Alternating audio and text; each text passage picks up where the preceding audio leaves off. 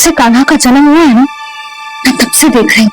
तब से हम पे कोई भी संकट आती है ना, तो अचानक से कोई अपरिचित हमारी सहायता करने आ जाता है।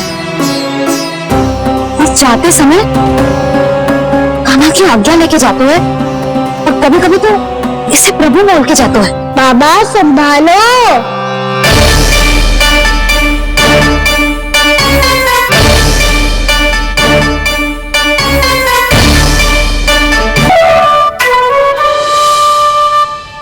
जब से कान्हा का जन्म हुआ है ना, मैं तब से देख रही हूँ। तब से हम पे कोई भी संकट आती है ना, तो अचानक से कोई अपरिचित हमारी सहायता करने आ जाते हैं। और जाते समय कान्हा की आज्ञा लेके जाते हैं, और कभी कभी तो इसे प्रभु बोल के जाते हैं। बाबा संभालो। यशोदा, इस जानकी को चढ़ो है और विचित्र विचार तुम्हारे मन में है। अरे सब जानते हैं कि हमारा परिवार राजसी, तुम्हें पता ना चलते होगा, पर हमारे कान्हा को सब राजकुमार ही समझते हैं देखकर। इसीलिए उसे सम्मान देने के लिए सब ऐसा ही करते हैं, और कोई बात नहीं।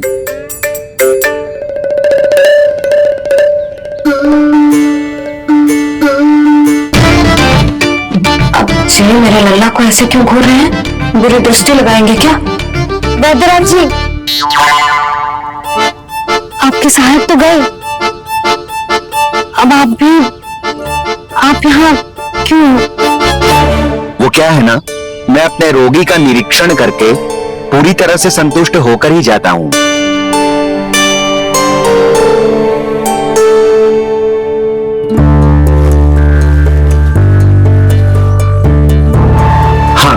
संकेत तो अच्छे हैं, कल सुबह तक बिल्कुल ठीक हो जाएगी। धन्यवाद वैद्य जी।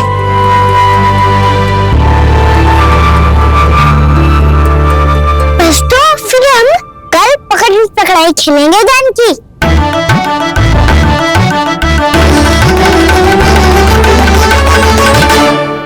भानु, बंसी, जाकर उस क्षेत्र के चारों ओर बाड़ बनवा दो, और वहां सूचना पट भी लगा देना, ताकि जानकी के साथ जो हुआ है वो किसी और के साथ ना हो। शीघ्र जाओ। जी ठीक है।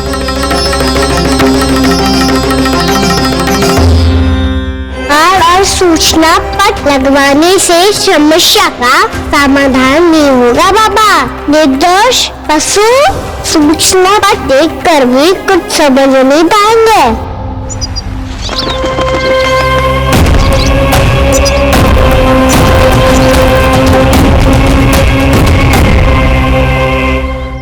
तो तुम्हारे कहने का अर्थ यह है कि व्योमासुर मारा जा चुका है, और वो बालक अब भी जीवित है। हाँ महाराज, मैंने गोप बालकों को कहते सुना था कि कृष्ण ने छलिया को मोक्ष दे दिया है, पर वृंदावन सुरक्षित नहीं है महाराज।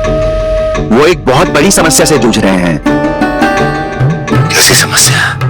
गांव के निकट क्षेत्र में किसी विषैले सर्प का निवास है। उसके विष का प्रभाव इतना भयानक है महाराज, जैसे विष ना हो, स्वयं हलाहल हो। मेरी कोई भी औषधि रोगी का उपचार नहीं कर पा रही थी। निकट के क्षेत्र में कहाँ है वो सर्प? गोप मानते हैं कि वो सर्प गांव के निकट यमुना नदी के जल में रहता है। मुझे तो लगता है महाराज, ये कालिया नाग की कथा कोई किंवदंती या लोक श्रुति नहीं, एक सच्चाई है, एक विषैली सच्चाई।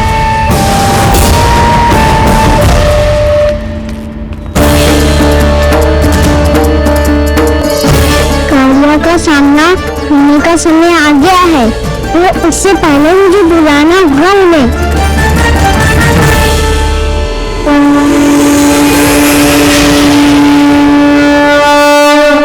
संसार के दारुण भय का नाश करने वाले, सभी कष्टों का हरण करने वाले, विश्व का समस्त ऐश्वर्य प्रदान करने वाले, कमल जैसे लोचन, मुख और चरणों वाले आजानुभुज श्री राम को मैं बार बार नमस्कार करता हूँ। आपदामपहर्तारं दातारं सर्व संपदां लोकाभिरामं श्री रामं भूयो भूयो नमाम्यहम्।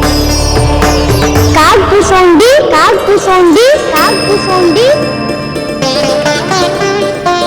प्रभु क्षमा करें, मुझे जाना होगा।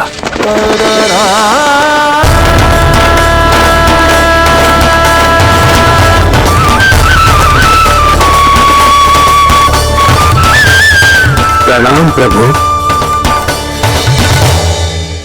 अनेक बार मैं आपके दर्शनों के लिए आया प्रभु। कभी नंद भवन के झरोखों से आपके दर्शन करके चला जाता था, तो कभी दूर किसी वृक्ष की आड़ से आपको निहार लिया करता था। आज आपने स्वयं मुझे बुलाकर धन्य कर दिया प्रभु।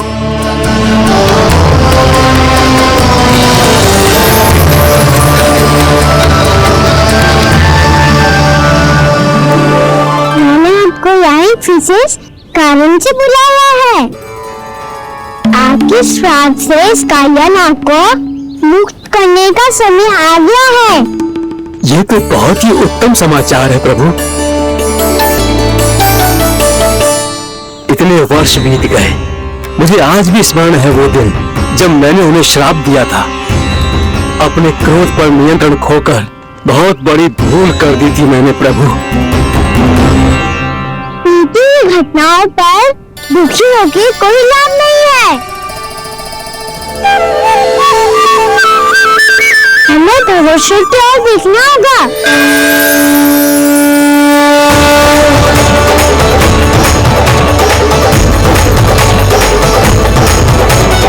आदेश कीजिए प्रभु, क्या आज्ञा है आपकी? जब मैं कालियानाग का सामना करने जाऊं, तो आप यही रहेगा। आपको अपने आप पता चल जाएगा कि कब क्या करना है। और हाँ, लौटते जाते समय नारद मुनि से कहिएगा, वो आकर मुझे भेंट करे। अवश्य प्रभु, प्रणाम। क्या इसने सच्ची में देवर्षि नारद को बुलाया है? नारायण नारायण।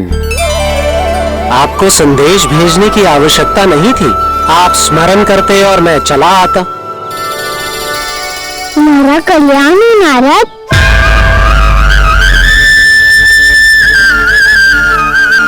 मैंने तुम्हें विशेष कार्य के लिए बुलाया है।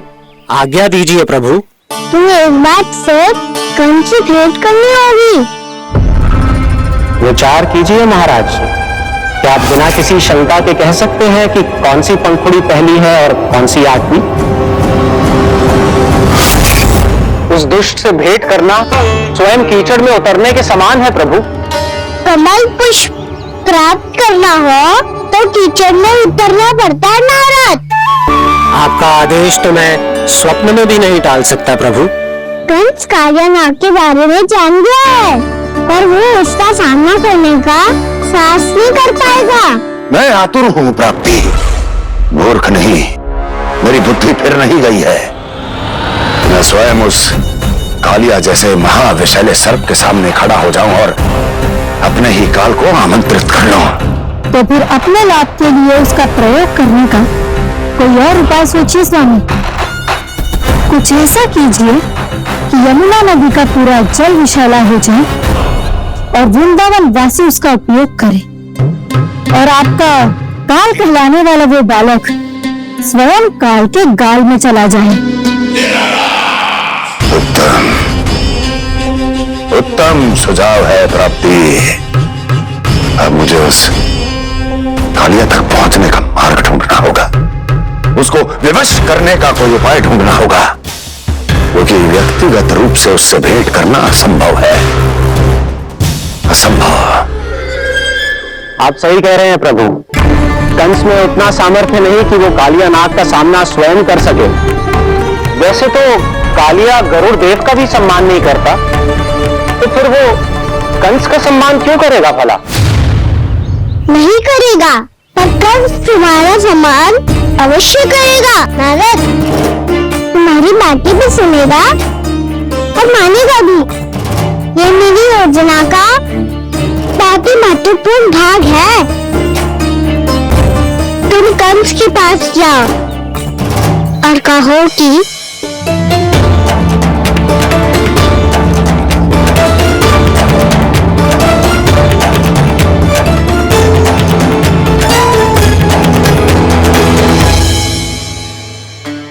भगवान अपने माता पिता को तीर्थ का सौभाग्य दिलाती, पर मेरा लल्ला कितना महान है कि उसने हमारे घर को ही तीर्थ बना दिया। ऐसा तीर्थ जहां मेरी आंखों के सामने भक्त और भगवान का मिलन हो रहा है। जो आज्ञा प्रभु।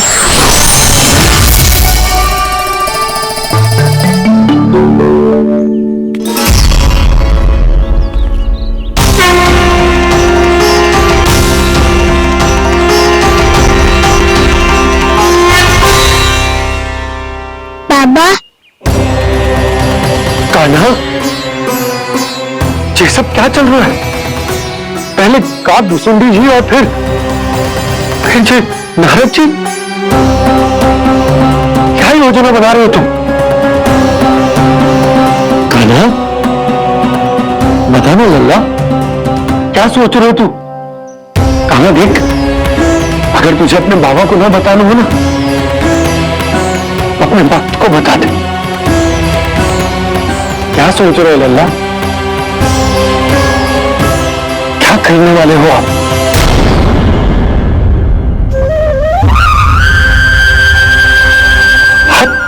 आप इतने दुखी क्यों हो?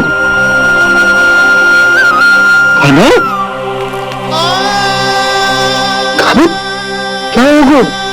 क्योंकि मुझे आवाज हो गया बाबा, समय आने वाला है। कौन सा समय आने वाला है लल्ला? ये सब कुछ बदलने वाला है। भैया को मेरे सत्य पता चल जाएगा बाबा।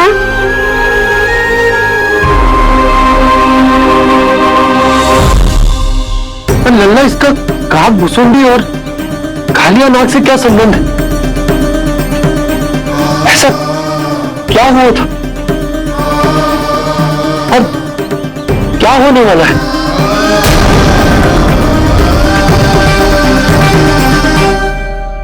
जो होने वाला है बाबा, उसका संबंध उससे है जो सैकड़ों वर्ष पहले हुआ था।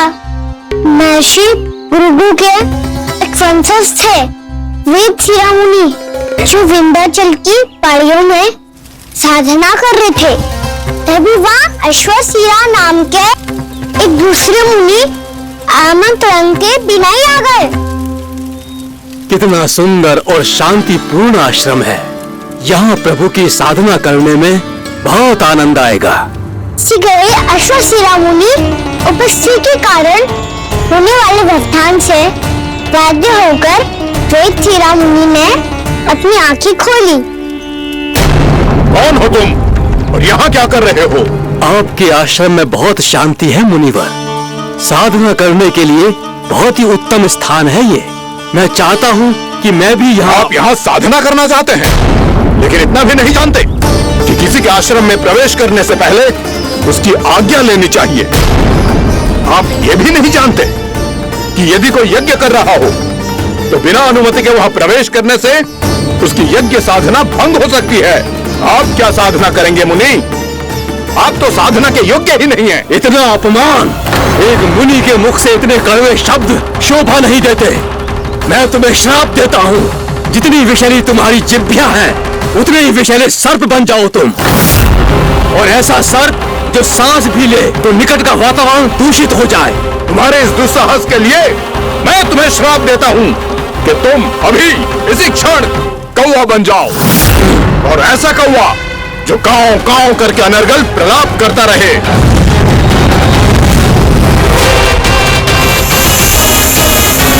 ये मैंने क्या किया?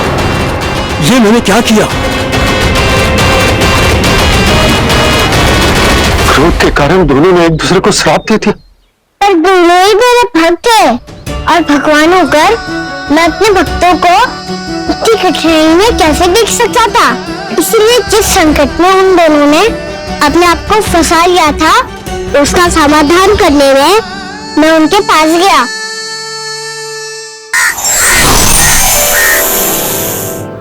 देखिए ना प्रभु, ये क्या हो गया हमसे। हमारी रक्षा कीजिए प्रभु, मार्ग दिखाइए हमें। क्रोध पर नियंत्रण ना होने के कारण आप दोनों ने एक दूसरे को बहुत ही भीषण संकट में डाल दिया है। अब दोनों ही तपस्वी, तप के बल से दिए गए आपके श्राप को लौटाना भी संभव नहीं है।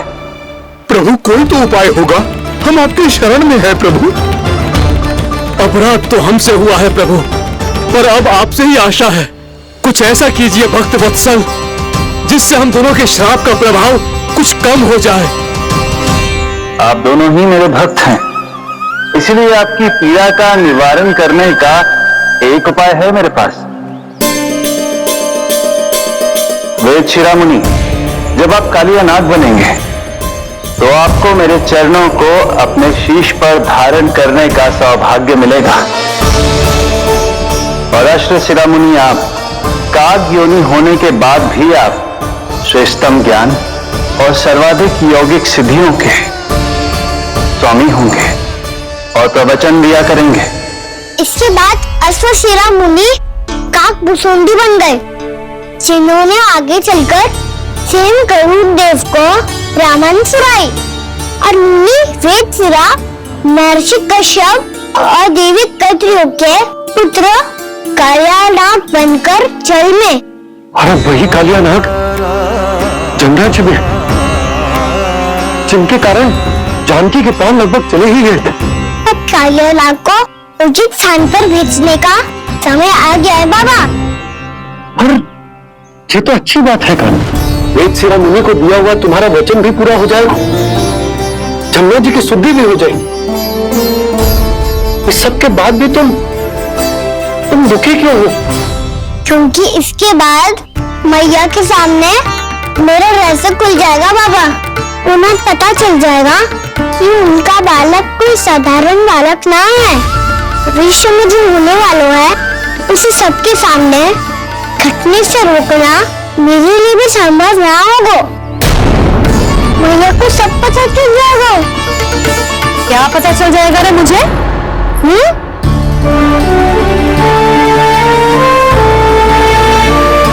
यही कि सबसे अधिक प्रेम मैं आपसे ही करता हूँ। अब बस भी कर, चलो भोजन के लिए बुलाने आई थी तुम दोनों को। भूखा थोड़ी ना रहने दूंगी अपने नन्ना को, मेरा नन्ना दुर्बल हो जाएगा ना। आप खिलाओगे तो खाऊंगा। हाँ ठीक है, मैं ही खिलाऊंगी। अब चल आओ जी, चल।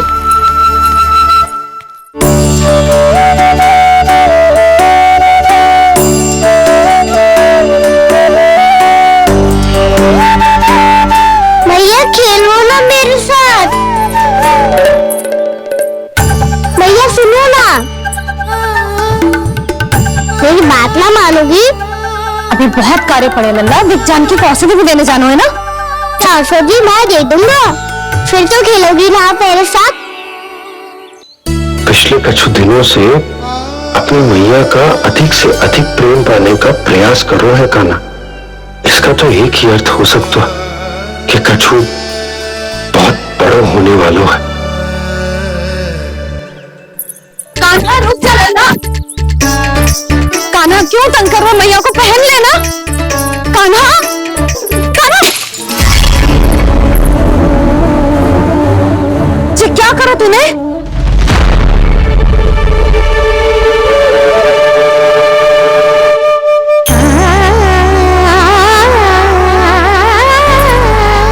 अच्छा ठीक है, अब मुंह लटकाने की आवश्यकता नहीं है। ये ले।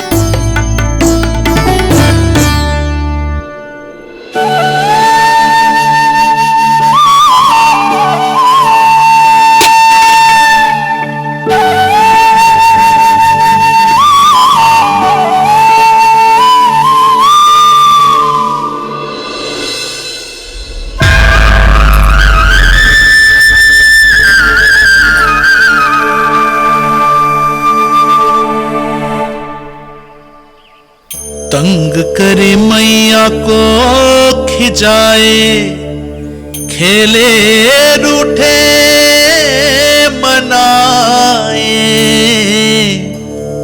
लीला अनोखी करके शरारत, कान्हा दंड भी पाए।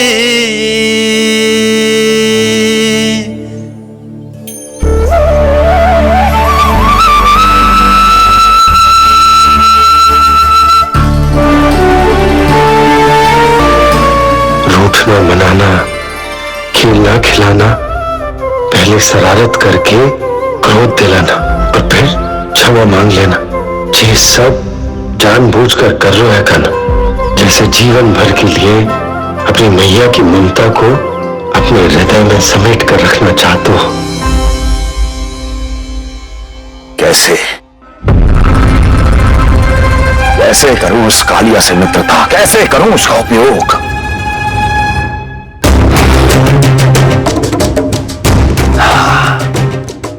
उस पर आक्रमण कर देता हूं और उसे किसी ना किसी तरह से यह विश्वास दिला देता हूं कि यह आक्रमण उस विष्णु अवतार ने किया है। फिर वो क्रोध में आकर सारे वृंदावन वासियों को अपने विष से समाप्त कर देगा। उचित है, ये उचित है। नारायण हरि, नारायण हरि।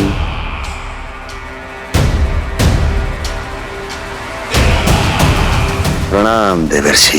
किस योजना में कितना लाभ है और कितनी हानि, यह आंकलन करते करते थक गए होंगे मथुरा नरेश। देवर्षि, आज मेरा ध्यान कैसे आ गया आपको? आप तो सदैव ही मेरे ध्यान में रहते हैं महाराज कंस। सत्य तो यह है कि मथुरा में जो भी हो रहा है मुझसे छिपा हुआ नहीं है। मैं जानता हूं कि आप किसी भी असुर को वृंदावन क्यों ना भेजें, और वो असुर कितना भी शक्तिशाली क्यों ना हो, कृष्ण का सामना नहीं कर पाता। या तो पराजय स्वीकार करके आपके पास लौट आता है, या तो फिर वीर गति को प्राप्त हो जाता है।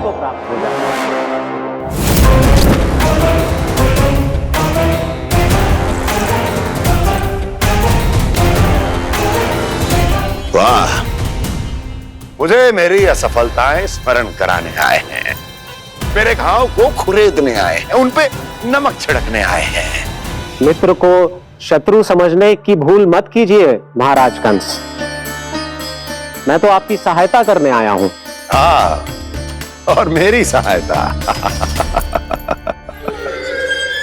कृष्ण विष्णु अवतार है, आप विष्णु के भक्त हैं। मैं हूं विष्णु द्रोही, फिर भी तो आपके आराध्य को हानि पहुंचाना चाहता है, उसकी सहायता करना चाहते हैं आप। क्या आप निश्चित रूप से कह सकते हैं कि आप ब्रह्मांड के सभी नियमों को अच्छी तरह समझते हैं? अवश्य। आपके लिए बस इतना ही जानना पर्याप्त होगा कि मैं जो कुछ भी कर रहा हूं उसके लिए मेरे व्यक्तिगत कारण हैं। मैं तो बस आपके हित में पिछली बार की तरह एक सुझाव लेके आया था, पर यदि आप मेरा सुझाव सुनना भी नहीं चाहते तो आपकी इच्छा। नारायण हरि, नारायण हरि। कारण चाहे जो हो, इनके पिछले सुझाव के कारण ही आज मेरे शत्रुओं की संख्या कम है। अन्यथा मैं देवकी के अन्य पुत्रों को भी जीवित छोड़ देता, और आज वो सब अपने भाई के साथ मिलकर उसकी शक्ति को अनेक गुणा बढ़ा देते। ठहरिए देवऋषि,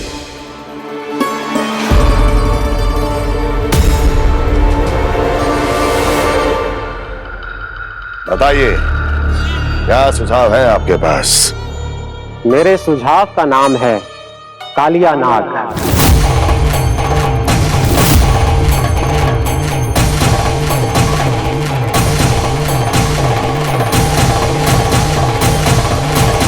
उसके विषय में मैं जानता हूं देवर्षि। तो समस्या यह है कि मैं स्वयं उससे मिलने नहीं जा सकता, उससे भेंट नहीं कर सकता। उस कृष्ण की हत्या के लिए उसको वृंदावन जाने के लिए तैयार नहीं कर सकता। तो मत जाइए उसके सामने, और ना उसे भेजिए कृष्ण के सामने।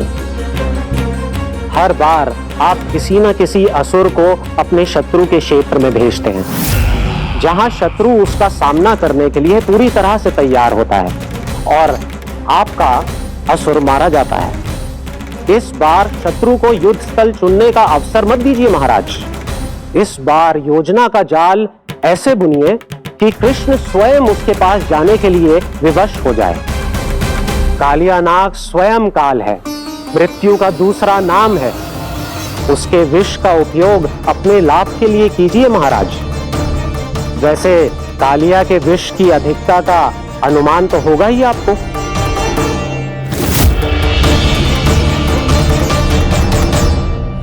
एक बार जो उसके क्षेत्र में पहुंच गया, फिर उसके विष से बचना असंभव है। उचित सुझाव है देवर्षि, उचित सुझाव है।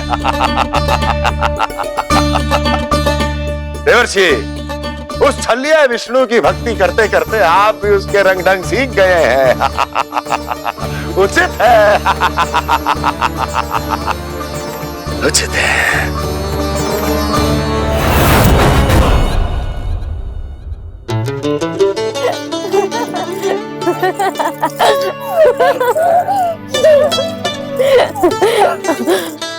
बस बस, बहुत आनंद ले लियो लल्ला। बस अब दूध पी ले। ठहर ठहर, गर्म है। जी ले। ले।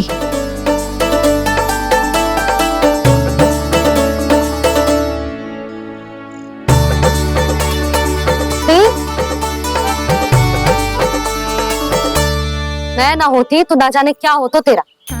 अपने आप दूध भी ना पी सकते है, भावला कहीं का। आपकी इस प्रेम के लिए तो मैं धरती पे आया हूँ मैया। मैं भी यही सोच रहा हूँ यशोदा, कि तुम ना होती तो मेरा क्या होता। इसी बात पे थोड़ा दूध और कजू खाने को दे दो।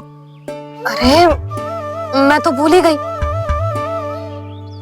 तनिक ठहर जाओ जी, जे दूध पी लेना तो आपके लिए भी कछु ले आती हूँ।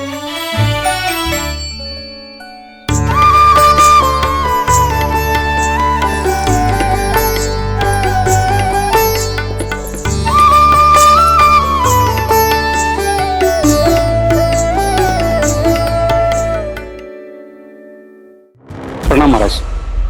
आपकी आज्ञा के अनुसार बिल्कुल वैसा ही पत्र तैयार किया है जैसा आप चाहते थे।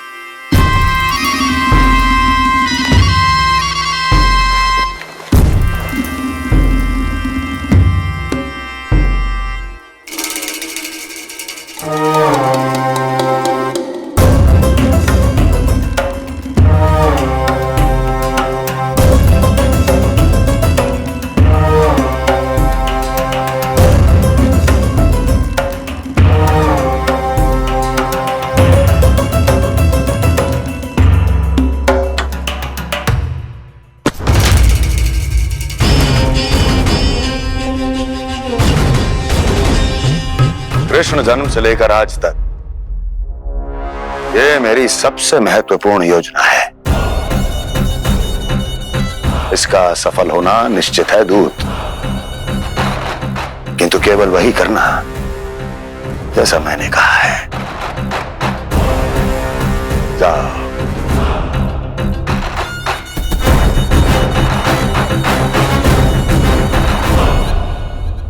कान्हा,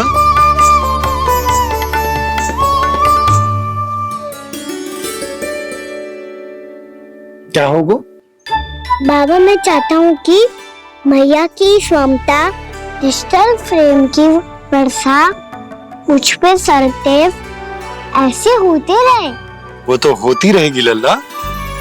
अपने लल्ला के लिए किसी मैया का प्रेम कभी कम हो सकता है भला? नंदराज, वो मथुरा से एक दूत आयो है महाराज कंस का राजपत्र लेके।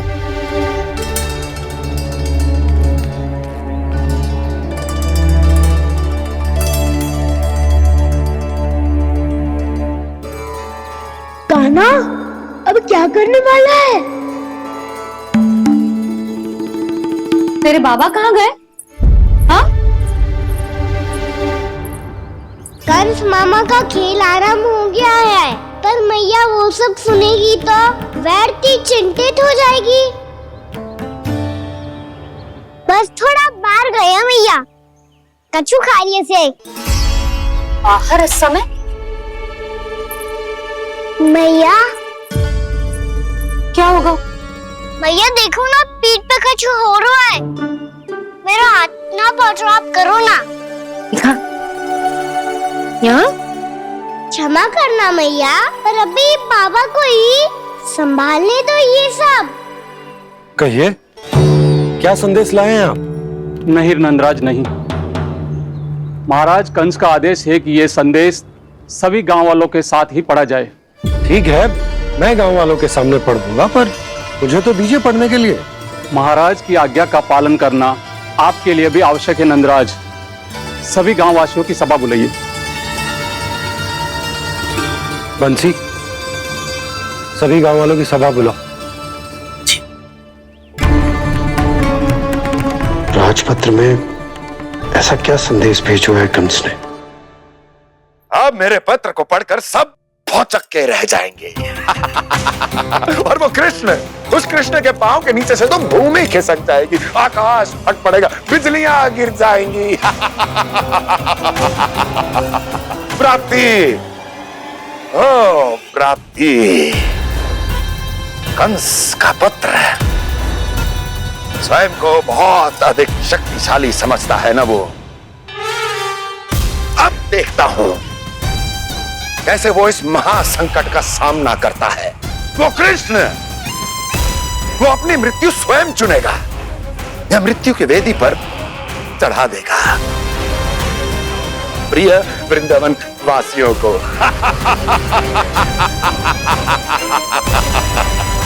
अब आएगा आनंद प्राप्ति, अब आएगा आनंद। सबको इकट्ठा करवा के ही पढ़वाएगो। अवश्य ही कोई विशेष संदेश दिया होगा कंस ने। मैं भी यही सोच रही हूँ सुलक्षणा जी, कछु ना कछु तो विशेष है, पर ये हो क्या सकता है? हाँ, बात तो सही है। ऐसा क्या हो सकता है? सभी गांव वासियों के सामने कहा जाए, कछु तो विशेष अवश्य लग रहे हो। बाहर तक कोलाहल क्यों हो रहा है? मैया, मैया, अब क्या होगा? मैया देखो ना, सर पे कछु हो रहा है। लल्ला, नारायण ने तुझे हाथ दिए है ना? पीठ की बात अन्य थी। अपने सिर की सेवा स्वयं कर। सर पे तो हाथ पहुंच रहा है ना?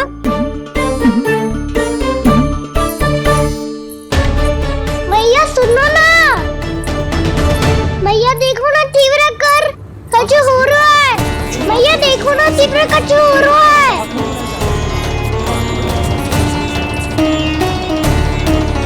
सब लोग आ चुके हैं, अपना संदेश सुनाइए आप। गोपराज नंद और सभी वृंदावन वासियों को सूचित किया जाता है कि मथुरा अधिपति और आप सभी के महाराज कंस ने कल सुबह भव्य पूजा का आयोजन किया है। इसके लिए राज्य को वृंदावन के क्षेत्र के निकट यमुना नदी के मध्य में खिलने वाले 1 कोटि कमल के पुष्पों की आवश्यकता है। इसीलिए आप सभी को यह आदेश दिया जाता है कि ये सभी कमल के पुष्प प्रथम पहर से पहले राजसभा में पहुंचा दिए जाए। इतने सारे पुष्प वो भी प्रथम पहर से पहले कैसे हो सकते हैं? यदि आप ऐसा करने में असफल रहे तो इसे राज आज्ञा का उल्लंघन माना जाएगा और राजद्रोह के आरोप में आप सभी को कड़े से कड़ा दंड दिया जाएगा। स्मरण रहे, यदि कल की पूजा में इन 1 कोटि कमल के पुष्पों का ना पहुंचने के कारण कोई व्यवधान आया तो समस्त वृंदावन वासियों को दोषी माना जाएगा और पूरे गांव को निवासियों सहित धूल में मिला दिया जाएगा। कल प्रथम पहर तक का ही समय है आप सबके पास।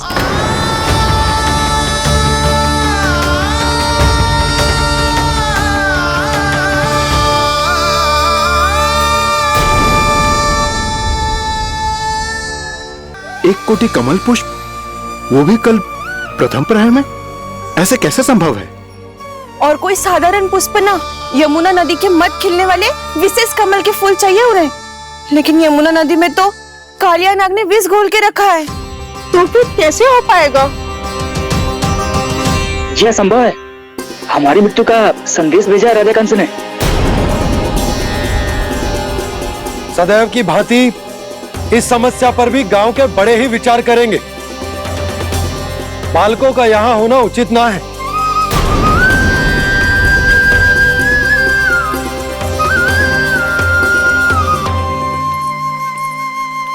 लल्ला, ले जे गेंद ले, जा अपने सखाओं के साथ खेल। सुबह उज्जवल मधुमंगल वसंता, देखो मैया ने क्या दिया है। चलो खेलें, बहुत आनंद आएगा आज।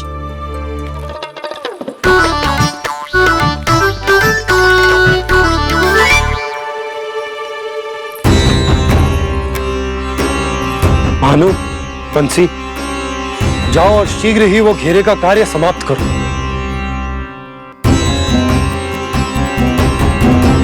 पर कछु ना कछु तो करना पड़ेगा ना। पर हम कर ही क्या सकते हैं? पुष्प लाने को और कोई उपाय है भी तो ना। मैं चला जाऊंगा जमुना जी में। वैसे भी मेरे जीवन के कितने दिन शेष बचे हैं। गांव के लिए, समाज के लिए कुछ करके मरूं, तभी तो शांति मिलेगी। ना काका, यदि आप उस विषैले जल में छलांग लगा भी दोगे, किंतु 1 कोटि कमल पुष्प एकत्रित कर पाना आपके लिए संभव ना है। इससे अच्छा है कि मैं चला जाऊं। यदि मैं मर भी गया तो मेरे पीछे रोने वाला कोई ना है। किसी को कहीं जाने की आवश्यकता ना है। गोप नरेश होने के नाते ये मेरा कर्तव्य है कि मैं आप सबकी रक्षा करूं। नंदराज, आपको जाना है तो जाओ। हरिया, काका, भैया सब चले जाओ। लेकिन आपको पता है वहाँ का जल कितना विषैला है। आप लोग एक क्षण भी जीवित नहीं रह पाओगे। फिर कैसे इकट्ठा करेंगे 1 कोटि कमल पुष्प? आप बात तो सही कह रही हैं शांति। उस दुष्ट कंस ने ऐसी मांग रख के हम सबको फंसा दी हो। हम में से कोई भी क्यों ना चला जाए और इस संकट का समाधान ना निकले को। बताना कौन सा खेल खेलें? गेंद पकड़ खेलते हैं। पर एक बात सुन लो सब, कोई भी तीव्र गति से ना फेंकेगा गेंद को। भैया ने फ्रेम बनाई है मेरे लिए। सब तैयार हो? हाँ।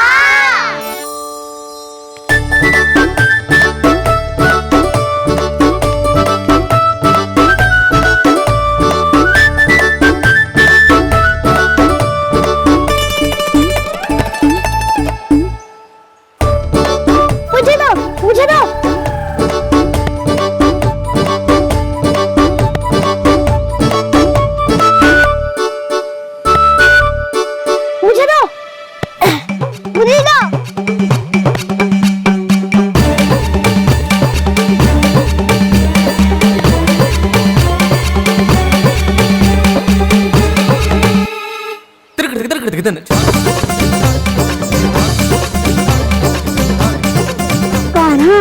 इतनी धीरे से फेंकेगो तो कैसे आनंद आएगो?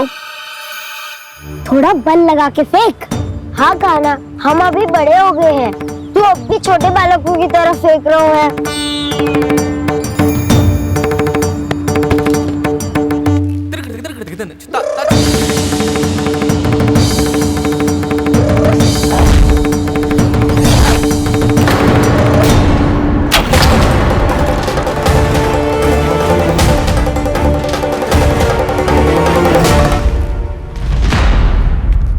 दीदी जी क्या करो कान्हा? गेंद तो डूब गई।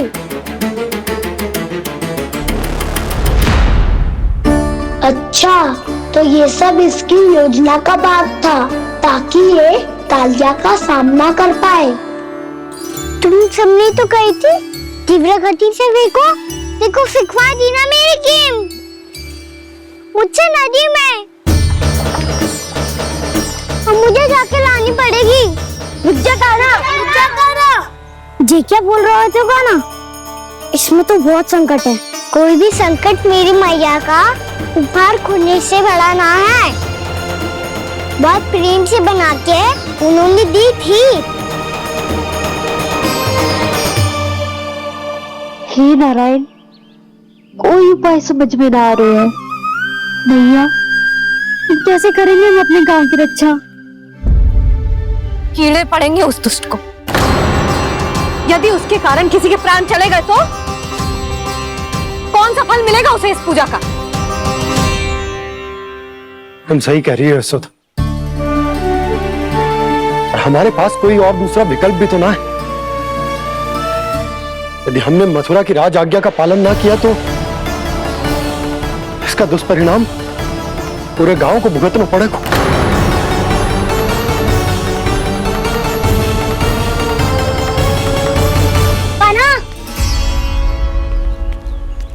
हमें पता है कि तू भगवान है, दिव्य है, बहुत शक्ति है तुझ में, पर फिर भी हम तुझे विषैले जल में ना जाने दे सकते। कुछ होगा होता।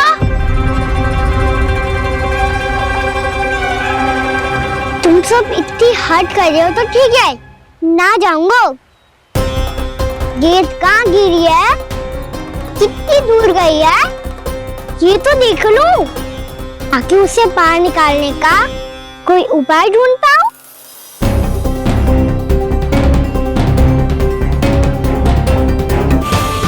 हाँ।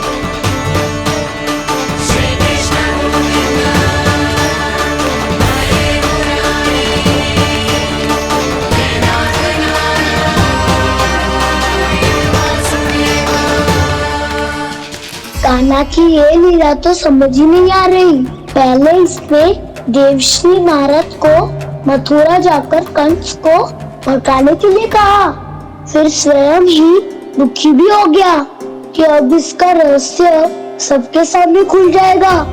और अभी स्वयं ही तो इसने कहा था कि गेट बहुत महत्वपूर्ण है, फिर स्वयं ही उसे नदी के विषैले जल में फेंक दिया।